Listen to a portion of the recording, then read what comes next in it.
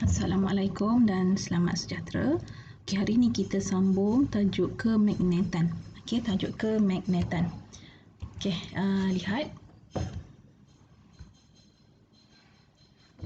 Okey, apa itu kemagnetan?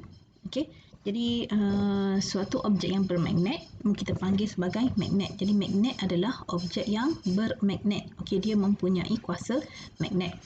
Okey, kebanyakan magnet diperbuat daripada besi ataupun keluli. Jadi kebanyakan magnet yang kita jumpa dalam bentuk besi atau keluli. Okey, diperbuat daripada besi atau keluli.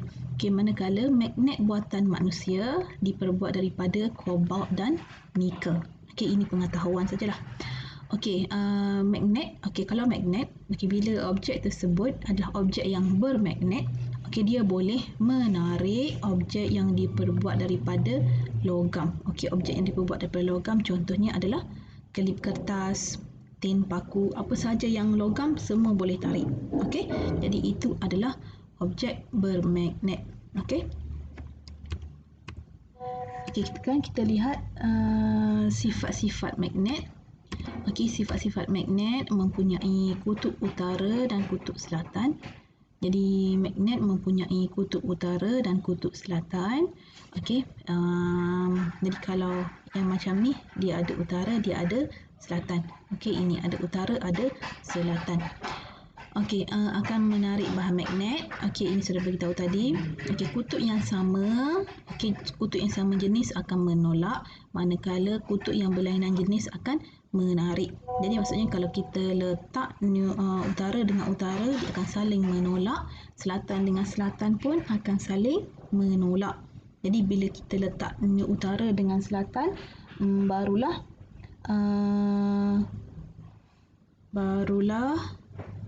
dia akan menarik.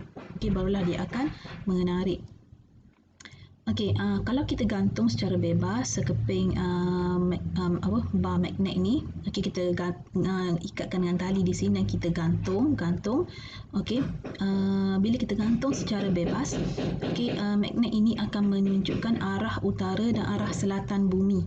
Okey, bila kita gantung secara bebas, dia akan menunjukkan arah utara dan arah selatan bumi. Okey, ini pula berkaitan dengan medan magnet. Jadi bila medan magnet, okey, bila ada utara, nak panahnya keluar. Okey, keluar dari utara. Okey, dia akan keluar. Okey, dia akan keluar dari utara, dia akan bahagian selatan pula dia akan masuk. Okey, dia akan masuk pada selatan.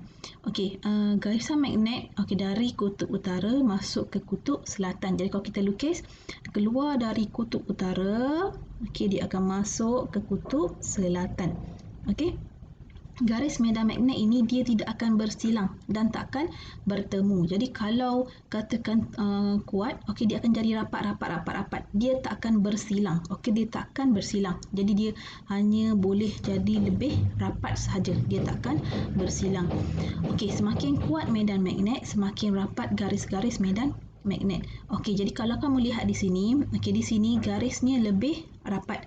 Okey, kalau di sini garisnya semakin lama semakin jauh. Jadi bila berdekatan dengan magnet, kekuatan magnetnya adalah kuat. Jadi bila jauh dari magnet, kekuatan magnetnya adalah sedikit. Okey. Kekuatan magnetnya lemah. Jadi makin rapat semakin kuat. Jadi kalau di bahagian kutub ini kita lihat rapat, jadi maksudnya di hujung sini kekuatan magnetnya adalah tinggi. Okey, kuat medan magnet. Okey, sebab garisannya adalah rapat. Okey, ini adalah berkaitan dengan elektromagnet. Okey, elektromagnet. Jadi elektromagnet ialah kesan magnet, okey, kesan magnet yang dihasilkan oleh arus dalam satu konduktor. Jadi bila ada satu konduktor, okey, satu konduktor, okey, ada arus yang mengalir dalam konduktor ataupun dawai lah. Okey, senang sebut konduktor dawai. Jadi bila ada konduktor, okey, ada arus yang mengalir dalam konduktor tersebut, akan wujudnya medan magnet di sekeliling. Jadi medan magnet ini proses ini, maksudnya dawai yang membawa arus ini kita panggil elektromagnet. Jadi elektromagnet adalah kesan magnet. Okey, kesan magnet yang dihasilkan oleh arus. Jadi medan magnet yang terbentuk ini kita panggil elektromagnet. Okey, jadi untuk menunjukkan arah medan, kita boleh gunakan petua genggaman tangan kanan. Okey, dawai lurus yang membawa arus mempunyai medan magnet berbentuk bulatan di sekeliling. Jadi kalau ada dawai lurus, dia akan membentuk medan magnet membulat. Okey, medan magnet membulat. Okey. Okey. Jadi macam mana nak guna petua genggaman tangan kanan? Okey, kamu genggamkan tangan seperti begini. Okey, ibu jari akan menunjuk ke arah arus. Okey, kalau arus mengalir ke atas, ibu jari menunjuk ke atas. Jadi kalau arus mengalir ke bawah, ibu jari ke bawah. Okey, ini bentuk jari ini menunjukkan arah medan magnet. Okey, jadi arah medan magnet macam ni, berpusing macam ni. Okey, sebab arah tangannya macam ni. Okey, kalau ke bawah, cubalah. Okey, cuba pusing jari ke bawah. Okey, kalau ibu jari ke bawah, okey, ibu jari ke bawah. Jadi ibu jari ke bawah. Okey, jari yang lain akan macam ni. Okey, macam ni. Okey, kalau ibu jari ke bawah, arus ke bawah, medan magnetnya pusing clockwise. Okey, kalau ini anti clockwise. Okey, terdapat 3 jenis konduktor iaitu dawai lurus, dawai gegelung dan juga solenoid. Okey, ejaan ini salah sikit. Okey, ejaan ini salah. Dawai lurus, dawai gegelung dan solenoid. Okey, solenoid.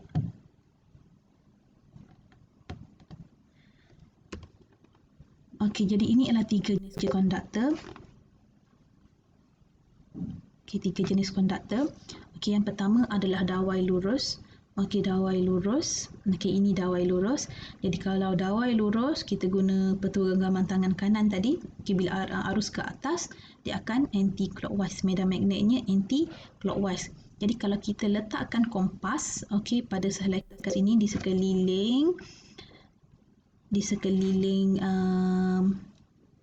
medan, okey, kompas ini akan menunjukkan arah medan magnet. Okey.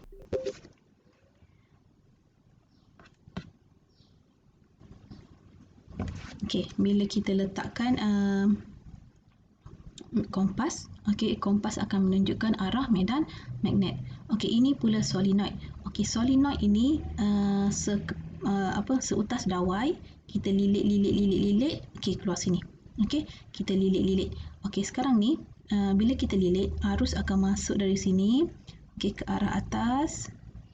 Okey, ke arah atas, sini. Ini juga sama. Okey, kita guna petua genggaman tangan kanan, tapi yang bezanya adalah arus yang mengalir ini, okey, arus ini seperti tangan. Okey, kita lihat ini bentuknya macam tangan, macam jari-jari tangan. Okey, macam jari-jari tangan. Okey, macam jari-jari tangan. Jadi kita, okey, kalau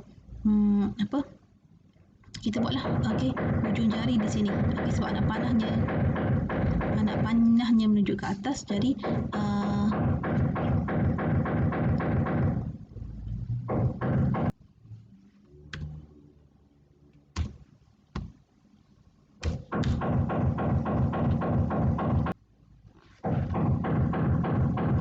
okey, maaf. Okey, jadi ibu jari akan menunjuk ke ibu jari bila nak arus ke atas. Jadi hujung jari mesti di sini. Okey, hujung jari hujung sini. Okey, jadi ibu okey, jadi jari macam ni. Okey, jari menunjukkan arah arus, manakala ibu jari akan menunjukkan arah kutub utara. Okey. Okey, itu untuk solenoid. Jadi ibu jari akan menunjukkan arah utara. Okey, ibu jari akan menunjukkan arah utara.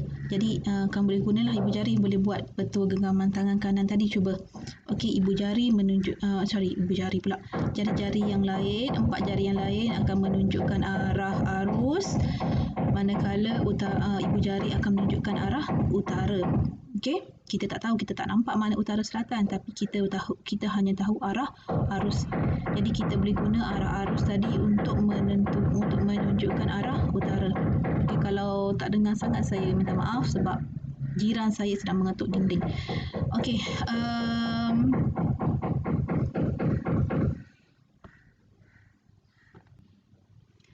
okey, seterusnya ini adalah dawai gelung. Okey, dawai gelung pula dia satu saja gelung. Okey, dia gelung satu bulatan sahaja.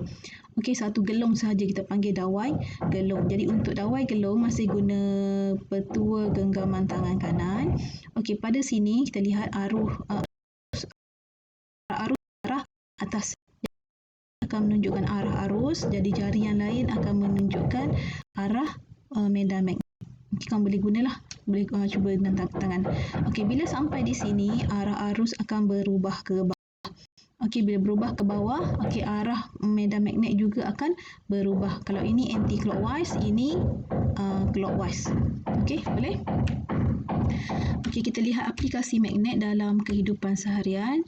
Jadi kompas terdiri daripada jarum keluli yang telah dimagnetkan, okey, untuk menunjukkan arah. Jadi kompas daripada jarum keluli ini telah dimagnetkan supaya dia boleh menunjukkan arah utara bumi. Jadi kompas ni pentinglah untuk menunjukkan arah ketika untuk pengembaraan askar dan juga kelasi. Okey, sekarang ni kebanyakan telefon pun dah ada kompas. Okey. Ini dalam aplikasi magnet dan elektromagnet dalam kehidupan. Okey, kad debit dan kad kredit mempunyai jalur elektromagnet yang boleh menyimpan maklumat pemilik kad. Okey, jadi digunakan jalur elektromagnet. Okey, jalur elektromagnet ini menyimpan maklumat pemilik kad. Jadi kad ini membolehkan bayaran dibuat tanpa menggunakan wang. Okey, jadi dia imbas elektromagnet yang dihasilkan oleh jalur elektromagnet pada kad. Okey, ini pula kunci bermagnet. Kunci bermagnet pada pintu kaca untuk menutup dan mengunci pintu secara elektronik. Okey, ini pintu yang terkunci secara automatik. Okey, diguna prinsip elektromagnet. Okey. Jadi itu saja. Terima kasih.